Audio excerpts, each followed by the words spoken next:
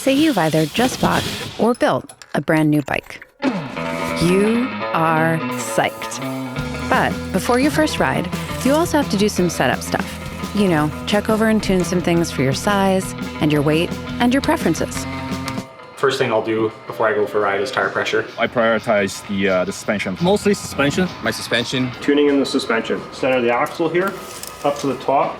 Du coup, je mesure ma selle à 59 cm. Obviously, getting a comfortable saddle. My handlebar setup. Check the bar roll. Tire pressure? Good solid pedals. It's easy, you know, like this goes up and down. This goes up and down. Tires. And then we're out there.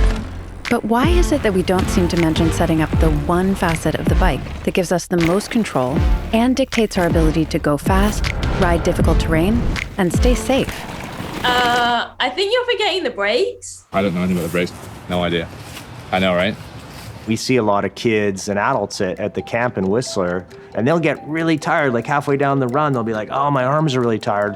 Well, they're not tired because of the length of the run. They're actually tired because of the brake lever position isn't set up correctly. And that's exactly why we're here now, to talk about proper brake setup.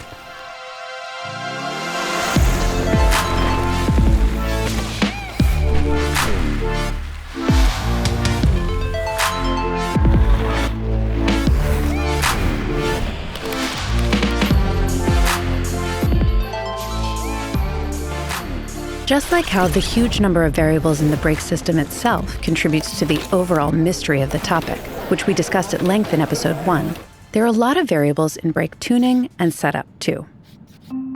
No one knows this better than Sean Kirkshanks. Brake pad choice is very important. The levers have an abundance of controls, so there's a lot of room there for making it personal and setting it up for yourself. And then, of course, the bed-in process is really significant. Suspension is another facet that has lots of variables. And yet even the most beginner riders know they have to dial in their shock pressure, set sag, and at least pay a little bit of attention to the various dials and knobs. I mean, it all starts at the retailers, right? That is basically where the magic should happen in terms of set up your bike. They put a very, very big effort on the suspension setup, but oftentimes simple things like the adjustment of the brake lever to fit your hands or to fit your comfort are just left out. That is pretty wild though. I mean, I'm not just saying that either. Like, you got a carbon bike, you got amazing suspension, your tires are great, but then your brakes aren't bled properly or they're not set up properly. If you don't have that key component dialed, then you're not getting the most out of your day, out of your ride and your learning experience, whether you're at a camp or whether at your first race. But all it takes is a little reframing. So what are the main areas of setup to consider? Mr. Kirkshanks already said it pretty well. Brake pad choice, the levers have an abundance of controls. The bed-in process is really significant. Bedding in your brakes. What is it? How do you do it? Why is it so important? And why is it called bedding in the first place? Yeah, I mean, if you hop on your bike and you haven't bedded in the pads yet, you're going to notice that the power is significantly lower. The purpose of bedding in your brakes is there's a material transfer that has to occur from the pad into the rotor, and that's what creates that idealized friction surface. Skipping the bed-in process and heading straight onto the trail can cause the high-pitched squeal that brakes can make, particularly in wet conditions. This happens because hard braking on a fresh rotor causes the pad material to build up unevenly.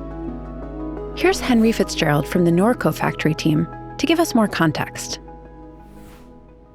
Imagine your rotor is like a record. If the record is warped, like what happens to an unevenly bedded in rotor, the needle, much like your brake pad, can't contact it properly. This can distort the tune of the music. And if you play this at the speed a wheel is turning, you've got an ear-piercing sound. I mean, the bed-in process is one of the most important parts of setting up a new brake, a new rotor, new pads, new whatever. It doesn't matter the manufacturer, and likely if you had an aftermarket brake pad, whatever it may be, there is a break-in process, and having that set up correctly, following the guidelines, following what they say, is going to determine how well your bike performs.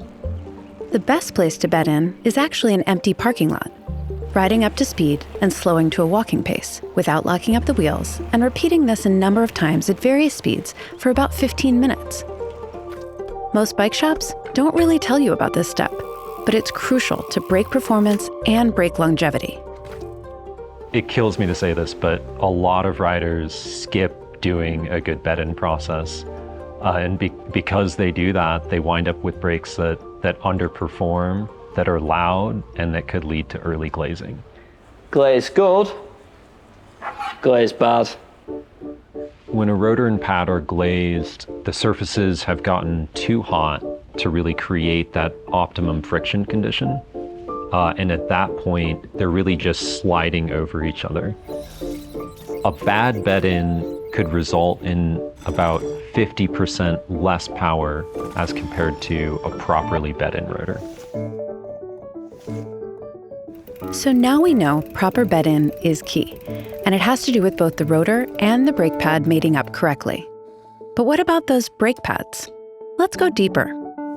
You know, organic pads, how I've always known, they're very precise. When you grab them, they work. The negative to it is they don't work well in the wet. They don't work well on extremely long descents. And then at that point, you go towards the centered pads.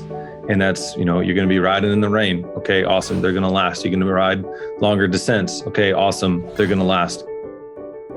It's really easy to tell the difference between a sintered and organic pad. A sintered pad will typically look more metallic. You'll be able to see metal flakes in the pad itself, whereas an organic pad will look more neutral or gray. But what happens when your brake pads wear out, or you want to try the feel of a different pad compound? You know, if you're still running a sintered pad, your sintered rotor is perfect. But if you're going to make that change, then you need to change the rotor to align with that. When you put a new pad material on the rotor, the friction couples don't match well. So you're not going to have the power that you should have, and you're not going to have the noise performance you should have.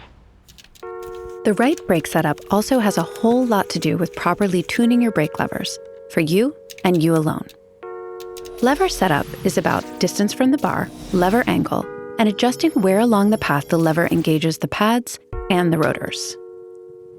The most critical thing in terms of setting up your brake is your lever position. You know, like this dial here allows us to bring in the lever. So if you have small hands, make sure you're bringing that lever in as close as you can, as long as it's safe, not hitting the bar, of course.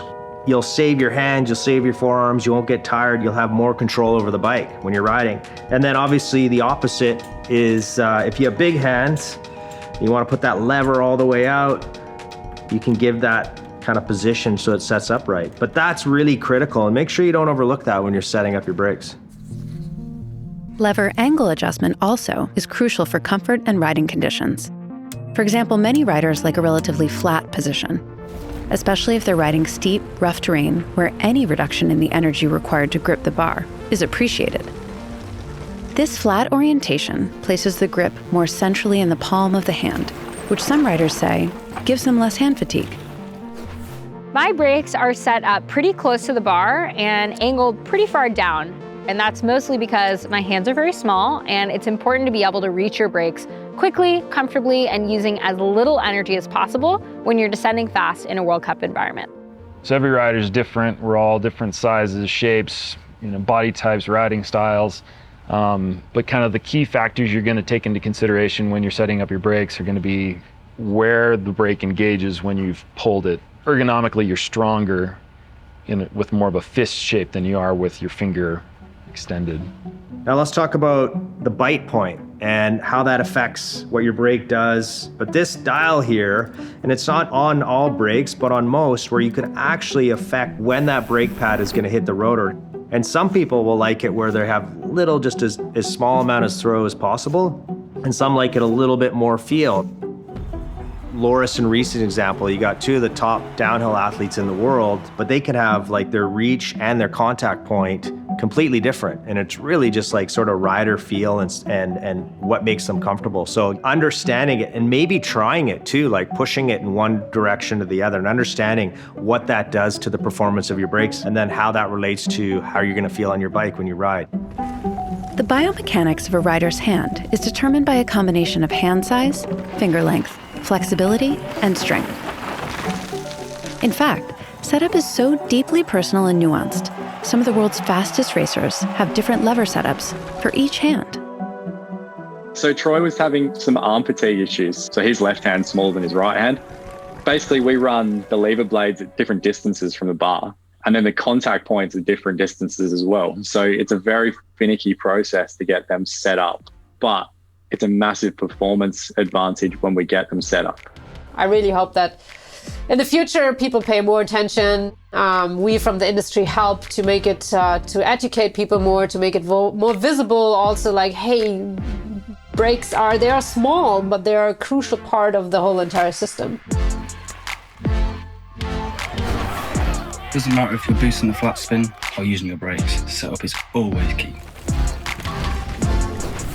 Set up your brakes how you like them, and then you can enjoy your run. You don't have to worry about it. It's like any preparation. You get dialed in beforehand, so on race day you can trust your equipment and enjoy the ride. Brakes have been a mystery for far too long.